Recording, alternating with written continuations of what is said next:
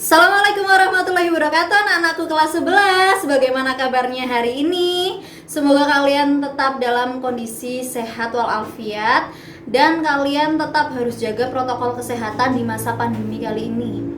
Dan harus semangat belajarnya. Tingkatkan lagi walaupun kita harus melaksanakan pembelajaran daring. Dan kali ini Ibu akan memperkenalkan diri Ibu Lilin Andorani. Ibu adalah pengampu mata pelajaran seni budaya untuk di kelas 11 IPS. Dan semoga kalian enjoy mengikuti pelajaran seni budaya secara daring dan kalian harus semangat lagi. Dan di sini untuk mempersingkat waktu, Ibu akan menjelaskan apa saja sih KD yang akan kita pelajari di semester kali ini, yaitu ada 4 KD di semester ganjil ini. KD 3.1 yaitu menerapkan konsep, teknik dan prosedur dalam berkarya tari kreasi, berdampingan dengan KD 4.1 berkarya seni tari melalui pengembangan gerak berdasarkan konsep, teknik dan prosedur sesuai dengan hitungan. Kemudian kita di KD 3.2 yaitu menerapkan gerak tari kreasi berdasarkan fungsi, teknik, bentuk, jenis dan nilai estetis sesuai iringan. Berdampingan dengan KD 4.2 yaitu berkarya seni tari melalui pengembangan gerak berdasarkan fungsi, teknik, simbol dan jenis nilai estetis sesuai dengan iringan.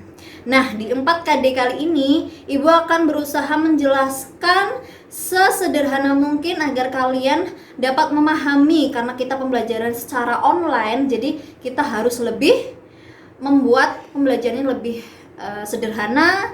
Kalian juga nanti memahami untuk prakteknya, karena nanti akan Ibu bikin prakteknya lebih sederhana mungkin. Nah, kita akan langsung masuk ke materi untuk 3.1 yaitu menerapkan konsep, teknik, dan prosedur dalam berkarya tari kreasi.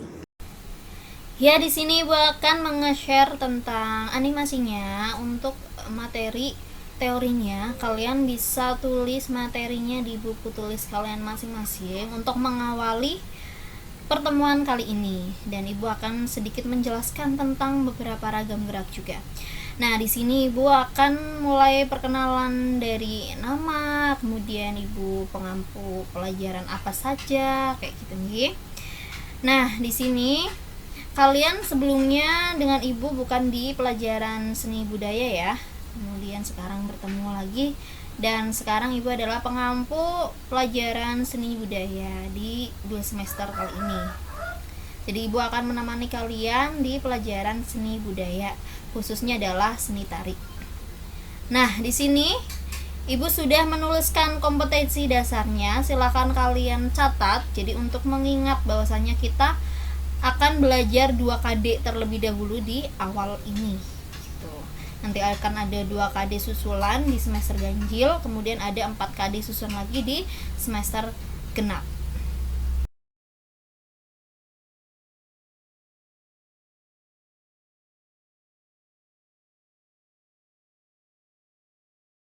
Nah, di sini adakah yang udah tahu apa sih itu tari kreasi? Kalau kalian sudah tahu, kalian bisa ya untuk komentar di kolom komentar. Kemudian, nah, di sini kan kalian juga waktu kelas 10 sudah ya diajari yang namanya tari tradisi. Nah, dari tari kreasi ini itu tidak jauh dengan tari tradisi. Pengertian dari tari kreasi adalah bentuk gerak tari baru yang dirangkai dari perpaduan gerak tari tradisional kerakyatan dengan tari tradisional klasik. Jadi adalah pengembangan dari tari tradisi. Nah, sekarang kalian harus mengingat dulu apa sih itu tari tradisi. Nah, di sini Ibu akan menjelaskan ulang lagi. Tari tradisi adalah tari yang hidup dan berkembang di suatu masyarakat yang sesuai dengan kebiasaan suatu masyarakat tersebut. Jadi sebuah kesenian yang hidup di suatu masyarakat, dan biasanya keseniannya itu cenderung sama dengan kebiasaan masyarakat itu sendiri. Di sini ada beberapa garis besarnya dari tari kreasi, ada 2, yaitu tari kreasi berpolakan tradisi dan tari kreasi tidak berpolakan tradisi atau non tradisi. Apa sih pengertian dari keduanya? Apa sih bedanya? tari yang berpolakan tradisi dan tari yang tidak berpolakan tradisi atau non tradisi. Nah, berikut penjelasannya. 1. Tari kreasi berpolakan tradisi. Silahkan kalian baca terlebih dahulu. Nah, kalian sudah membaca ya, tari kreasi berpolakan tari tradisi itu apa? Itu tari yang merupakan kreasi garapannya yang dilandasi oleh kaidah-kaidah tari tradisi, baik dalam koreografi, musik, tata busana, dan rias. Apa sih yang dimaksud dari itu semua? Nah, yang dimaksud adalah sebuah garapannya itu merupakan pengembangan tari tradisi. Contohnya masih mengandung kaidah-kaidah tari yang ada di suatu daerah tertentu.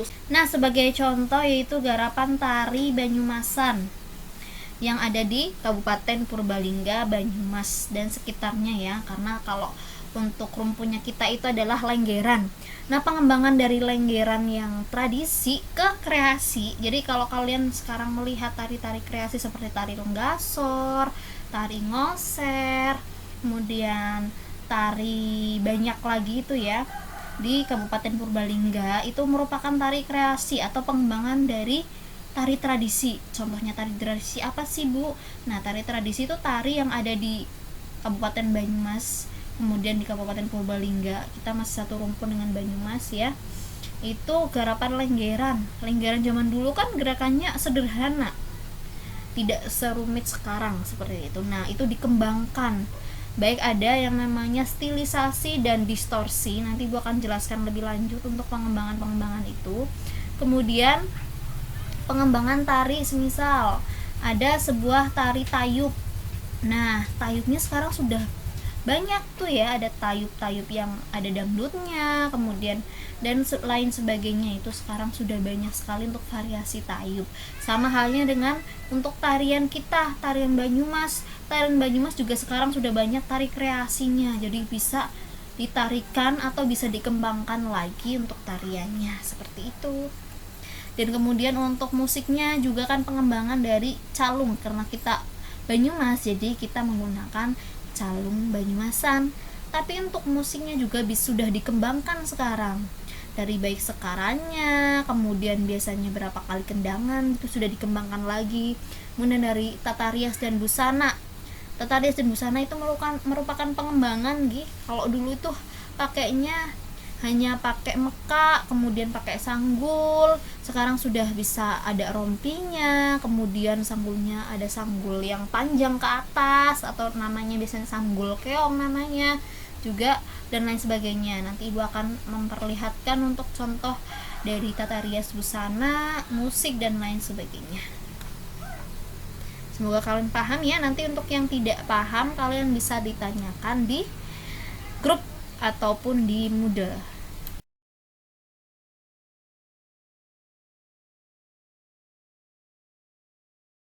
Nah, kemudian untuk yang kedua yaitu tari kreasi baru tidak berpolakan tradisi atau non tradisi. Silahkan untuk dibaca terlebih dahulu. Nah, kalian tadi juga sudah membaca untuk yang B itu tari kreasi baru tidak berpolakan tradisi atau non tradisi. Penjelasannya yaitu merupakan tari yang garapannya melepaskan diri dari pola-pola tradisi baik dalam hal koreografi, musik, rias, dan busana maupun dari teknik penariannya atau teknik garapan tariannya. Di sini lebih ke kontemporer nih. Jadi untuk yang tari kreasi yang dimaksudkan adalah lebih ke pengembangan kontemporer. Jadi pengembangannya itu gerakan-gerakan keseharian, cuman tidak mengambil untuk gerakan yang tradisi, lebih ke keseharian kemudian digerakkan secara lepas dari gerakan tari tradisi, yaitu secara kontemporer atau lepas dari norma-norma atau kaidah-kaidah dari tari tradisi maupun tari klasik seperti itu. Ya, selanjutnya di sini Ibu akan menjelaskan beberapa ragam tari atau beberapa ragam gerak dasar dalam tari yang sudah sebenarnya kalian dapatkan di kelas 10. Ibu akan mengulas kembali untuk materinya. Nah, untuk mengawali proses praktek tari kreasi, di sini Ibu akan mengulas gerakan-gerakan tangan yang sebenarnya sudah diajarkan di kelas 10. Cuman biasanya ada yang tidak dijelaskan secara mendetail, apalagi yang tidak bersama ibu di kelas 10 gitu. Jadi ibu akan menjelaskan lagi untuk gerak-gerak tangan di sini, yaitu ada beberapa gerak dasar tangan untuk memulai tari kreasi, yaitu satu adalah ngerayung. Ngerayung yaitu posisi 4 jari rapat, kemudian ibu jari ditekuk di dalam seperti ini. Kalian sudah bisa melihat detailnya, dan menghadap ke atas, jadi tidak seperti ini tapi menghadap ke atas. Ini namanya ngerayung. Kemudian yang kedua adalah nyekiting.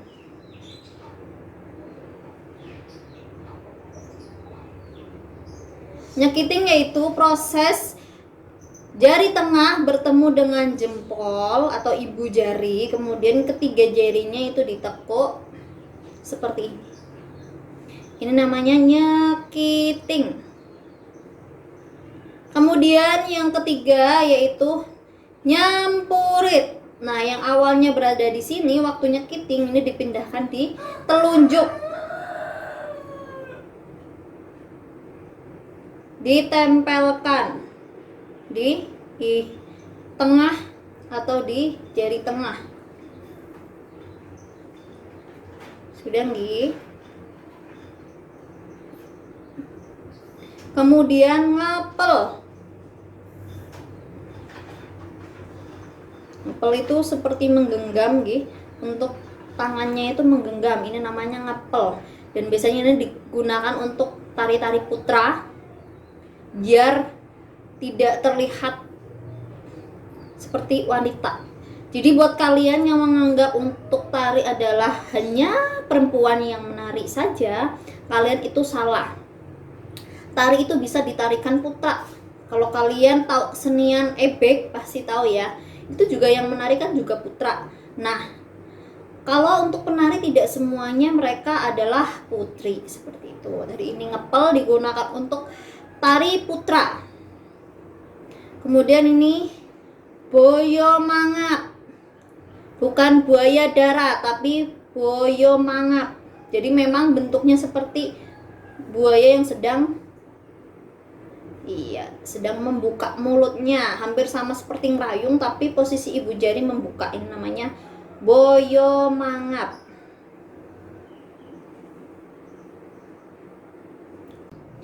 Oke, di sini ibu akan menjelaskan untuk ragam-ragam gerak dasar kaki, yaitu untuk yang pertama yaitu namanya mendak. Nah, untuk kaki mendak yaitu kita buat bentuk kaki kita adalah bentuk V. Sudah? Kemudian lutut kita atau kaki kita ditekuk. Nah, lututnya menghadap ke arah samping. Jadi bukan ke arah depan tapi menghadap ke samping.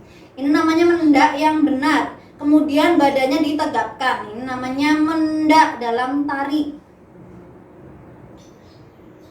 Kemudian gerak yang kedua yaitu kaki tanjak kanan.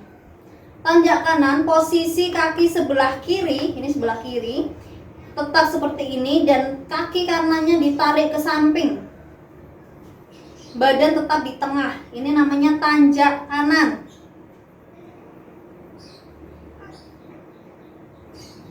Tanjak kanan. Kalian bisa ditirukan di rumah, G. Kemudian yang ketiga, yang tadi adalah sebelah kiri, sekarang sebelah kanan tetap berada di posisi seperti ini. Kemudian kaki kiri di samping, dibuka ke samping. Ini namanya tanjak kiri. Jadi ini biasanya untuk tanjak kanan, tanjak kiri itu digunakan untuk tari putra. Tari putra yang klasik untuk kaki tanjak kanan, tanjak kiri. Kemudian ada yang namanya serisik. Serisik yang putri dan putra. Cuman perbedaannya hanya di volume. Nah, untuk serisik yang putri itu seperti ini. Untuk kedua kaki dirapatkan, kemudian ditekuk bagian kakinya, dijinjitkan. Kemudian jalan atau lari kecil-kecil.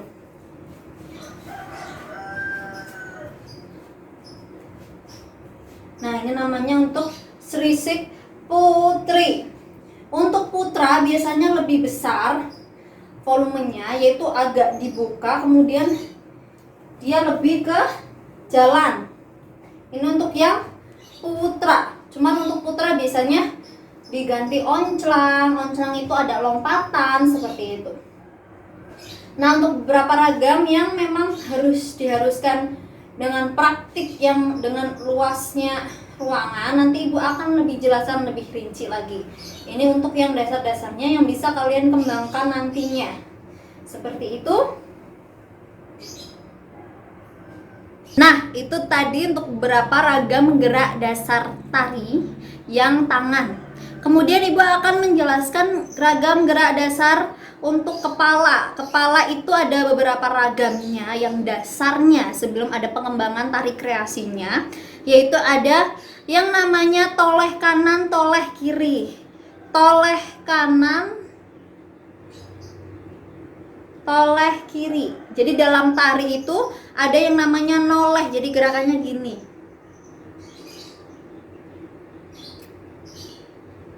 Itu namanya toleh kanan, toleh kiri. Kemudian oke ini juga digunakan. Biasanya ini digunakan untuk tari yang putri. Namanya oke. Kemudian patah kanan, patah kiri. Dipatahkan. Jadi bukan kalian mematahkan kepala kalian masing-masing, cuman ini memang gerakannya seperti di, nah, namanya patah kanan, patah kiri. Gitu. Kalau kayak gini namanya manggut. Nah, kayak gini tuh manggut. Itu namanya manggut. Ada beberapa tahapannya, nanti ibu akan kirim untuk filenya, jadi kalian bisa untuk dicatat atau kalian bisa mencatat sesuai dengan arahannya ibu. Nah, itu tadi untuk gerakan kaki. Jadi ada beberapa gerakan kaki yang digunakan dalam tari yang bisa dikembangkan nanti dalam kreasi, dalam tari kreasi, entah itu kreasi dalam lagu atau kita yang membuat tarian kemudian ada musiknya kayak gitu, karena ada bermacam-macam untuk tari kreasi yang nanti akan ibu jelaskan lebih detail dan lebih sederhana mungkin biar kalian memahami penjelasan dari ibu. Oke, terima kasih untuk pelajaran kali ini. Ibu cukupkan. Semoga kalian dapat memahami apa yang sudah ibu sampaikan dan paparkan kali ini. Terima kasih. Jangan lupa untuk jaga kesehatan, kemudian jaga pola makan, pola tidur, dan pola belajar kalian. Semoga kalian selalu sehat selalu di masa pandemi ini. Jaga protokol kesehatannya nomor 1. Terima kasih. Wassalamualaikum warahmatullahi wabarakatuh. Salam budaya.